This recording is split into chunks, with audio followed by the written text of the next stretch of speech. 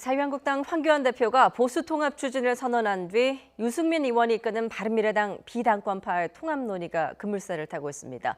이르면 다음 주쯤 양측이 공식적인 대화 창구를 만들어 논의를 본격화할 것이라는 전망도 나오고 있지만 그 논의의 과정이 순탄치만은 않아 보입니다. 이번에는 국회로 가보겠습니다. 우철희 기자. 네, 국회입니다. 이르면 다음 주쯤에 보수 통합 논의가 본격화할 것이다라는 전망이 나오고 있다고요. 네, 자유한국당에서 속도를 내고 있습니다. 최근 황교안 대표와 바른미래당 비당권파 모임인 변화와 혁신을 위한 비상행동 대표인 유승민 의원이 전화통화를 했죠. 대화 창구를 만들기로 의견을 모았는데 다음 주쯤 보수통합 추진단을 발족할 것이란 전망입니다. 황교안 대표는 앞서 통합 실무팀 인선에 이어 추진단장으로 5선의 원유철 의원을 낙점했습니다. 원 의원은 유승민 의원이 과거 새누리당 원내대표 시절에 정책위 의장으로 발을 맞춰본 만큼 통합 논의의 제격이라고 판단한 것으로 보입니다. 황 대표는 또 오늘 문재인 정부 반환점을 맞아 발표한 입장문에서 통합을 반드시 성사시켜서 총선에서 승리하고 국민 여러분께 희망을 드리겠다고도 강조했습니다. 이런 가운데 황 대표는 오늘 핵심 지지 기반인 대구와 충청권을 방문해서 공수처법 저지, 국회의원 정수, 축소, 촉구 결의 대회를 엽니다.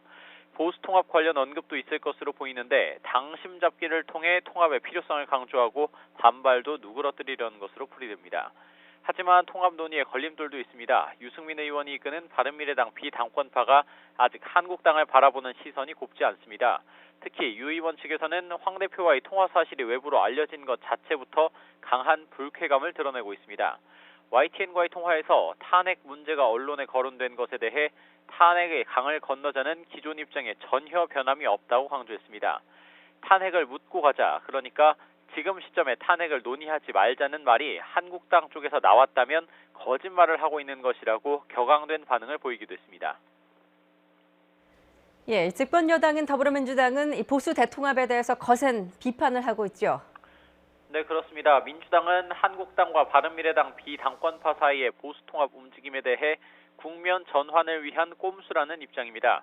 박찬주 전 대장 영입 논란 등 잇따른 지도부의 실책을 덮기 위한 의도라는 건데 국민의 심판을 받아야 한다고 거세게 비판하고 있습니다.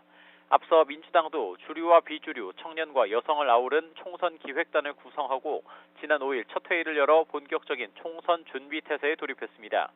기획단은 매주 목요일 오전에 전체 회의를 개최하고 또 브리핑도 예정이 돼 있는데요. 총선 관련 여러 당내 기구의 논의사항과 일정 등을 챙기게 됩니다.